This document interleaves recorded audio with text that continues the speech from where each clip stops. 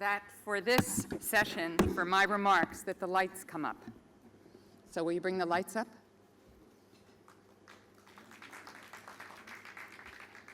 They coming up? Yes.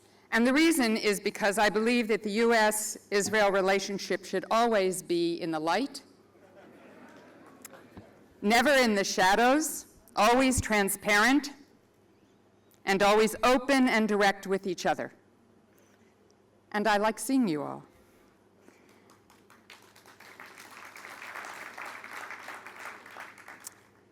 As I thought about these remarks in quite an ever-changing landscape, I struggled with how to begin. This is, after all, my first visit to Israel since the Iran nuclear deal. The Joint Comprehensive Plan of Action, as it is called, was finalized and now, just this weekend, implemented. I want to say how prescient, General Yadlin, you were to schedule the INSS conference precisely at this time when implementation occurred, and to my heart, when American citizens were freed from their unjust detainment in Iran. If you had literally tried to do this, it would of course never happen. But I'm glad that it did. I want to say to you all how strongly I feel that the Joint Comprehensive Plan of Action is good for the United States, good for our P5+1 partners, good for the world, and good for Israel. I wasn't sure I'd even get tepid applause. After almost 2 years of negotiations with the European Union and the P5+1 and Iran, and months of technical work to implement the deal, all of Iran's pathways to acquire enough fissile material for a nuclear weapon have been cut off. Not just for a day or a year or 10 years or 15 years or 20 years or 25 years, but forever. The Joint Comprehensive Plan of Action commits and obligates Iran to never obtain a nuclear weapon, ever. And should they decide to try, all of our options remain, all of them.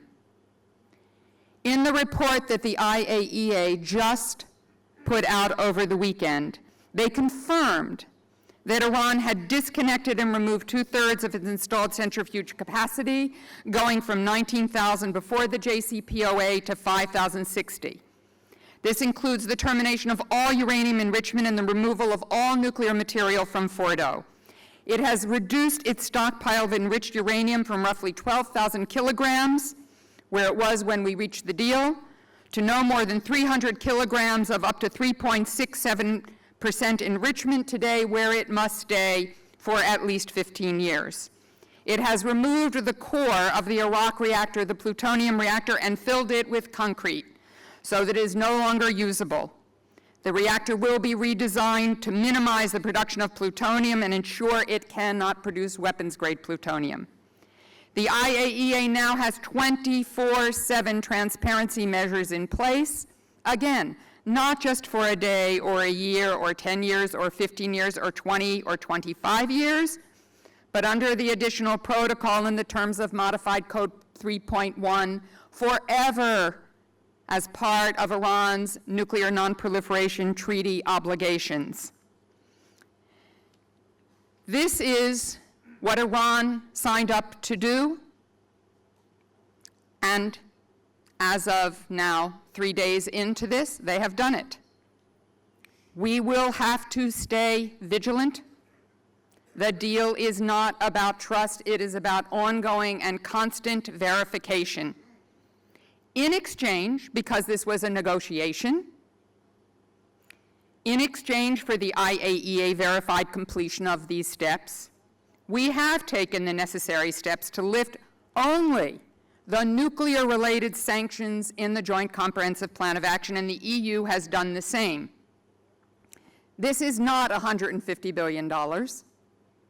This is probably no more than about $50 or $55 billion of Iranian money that has been frozen in international bank accounts all over the world, including some in the Gulf. And they will now have access to those funds, but just to get their refineries back online will cost at least $150 billion. To get their economy back to where it was when these sanctions were put in place will take hundreds and hundreds of billions of dollars. They are that deep in the hole. Can they do nefarious things with what money they get with the new trade that they have? They could. But all of our sanctions remain in place on ballistic missiles capable of carrying nuclear weapons, on arms trafficking, on state sponsorship of terrorism, on human rights abuses, and we will enforce them all, as we just did on the missile-related sanctions. Now, the negotiation process of the deal was extraordinarily difficult. I joke that we negotiated inside the US government, we negotiated with the US Congress, we negotiated with our P5+1 partners, we negotiated with Israel, we negotiated with the Gulf, we negotiated with the rest of the world, and occasionally we sat down and negotiated with Iran. There's some truth to that joke. For me personally, one of the most difficult parts was the tension with this beloved country and its people. I had 3 strikes against me as a negotiator with Iran.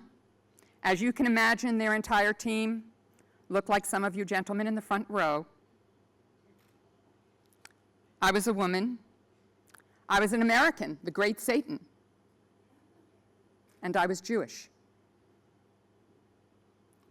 So having the dissension and having the difficulties that we had in this process, and as Abe knows, with the American Jewish community, of which I consider myself a part, was very, very painful. Throughout the process, I stayed in very close touch with your most senior professionals and with your political leaders. And of course, my immediate boss, Secretary John Kerry, was in constant touch with the Prime Minister. You should know, if you don't, that your technical experts are and were, for me, extraordinary. They provided critiques, analysis, feedback on virtually every element of this deal. They argued with me, which was great. Israelis do that from time to time, and do it so well. But as a result, it helped us forge a better joint comprehensive plan of action, and I am eternally grateful for that professional assistance. But the political leadership of Israel, representing the Israeli people, at the end were against the joint comprehensive plan of action, and as a result broke with the outcome of the deal. Not only a deal supported by the United States, but by Europe, Russia, China, and most of the world. As I tried to understand this profound policy difference, I kept thinking of Ari Shavit's opening sentences of his remarkable book, My Promised Land. Ari wrote and began that book by saying, "For as long as I can remember, I remember fear, existential fear. I reminded myself every day that Israel must be all about security, that the history of my people, of the Jewish people, is one of overcoming challenges to very existence. So from where you sit, where you stand, the Iran deal was sometimes seen or became a rallying cry that may have seemed as if it shook the essence of daily life. We understood this. President Obama understood this. Secretary Kerry understood this. I understood this. But we did judge honestly and in the sunshine, in the light, that for the United States and for the world, from our perspective, including Israel and the Gulf, that Iran with a nuclear weapon would be a far greater threat than an Iran, terrible as it is in many ways, if Iran had a nuclear weapon. And that's what this agreement was about, ensuring that Iran could not obtain a nuclear weapon. The Prime Minister disagreed. And I consistently said publicly and privately, and repeat here, that of course, all of us, respect the Prime Minister's decision as the leader of his country to make the decision, one that only he could make for Israel, not me, not even the President of the United States. Only history will finally tell. For my part, I do believe, President Obama believes, Secretary Kerry believes, my colleagues in the P5+1 believe, that the Joint Comprehensive Plan of Action prevents Iran from having a nuclear weapon, as I said, forever.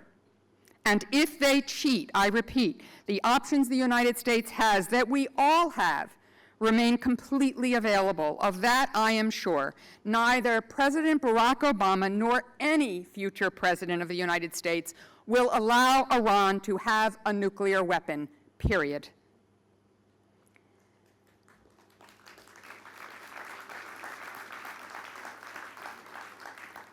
Now that we are here, what matters today is that we continue what is deeply embedded in both of our countries, an inextricable bond that cannot be undone.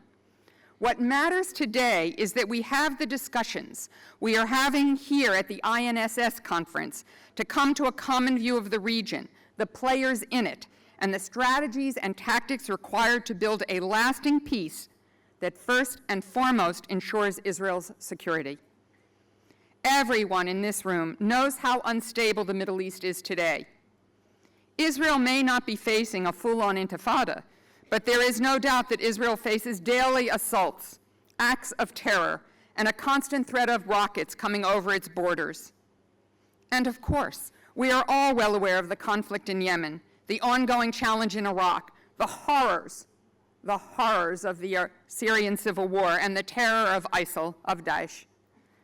In all of this, we are all well aware of the role that Iran plays in state sponsorship of terrorism and the destabilizing actions taken in the region.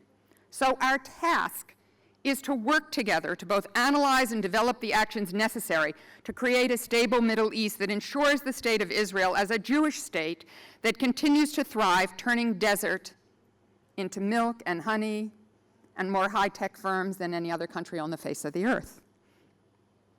These are not simple discussions because there aren't simple answers. But we must be able to have our discussions directly and without rancor. The United States and Israel must be aligned in our way forward. And we are all trying to do that, as we are trying to do with the Gulf Arab states as well. When we and Israel are together, there is no stronger force, no sharper mind, no greater expertise, no more capability, no better outcome. You in this room know the region, its strengths, its weaknesses, the changes that are taking place. We must be clear-eyed with each other to draw conclusions upon which we can act together. Let me briefly give you a couple of examples. Clearly, there is no better example than Iron Dome. A problem was quite apparent. Israeli and American experts worked together. The American Congress came through, and Israel was safer.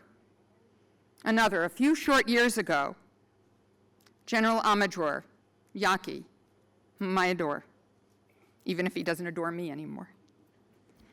And I found ourselves in a lengthy conversation while then Secretary Clinton and the Prime Minister were in deep conversation. Amador brought out a detailed map showing how Hezbollah was striking throughout the world. I know they want me to stop, and I will soon. I left Israel with that map, talked with Secretary Clinton, and with colleagues went to see my European counterparts and worked hard with Israel and ultimately successfully to get the European Union to designate Hezbollah as a terrorist organization. Our intelligence communities are closer than virtually any other such relationship.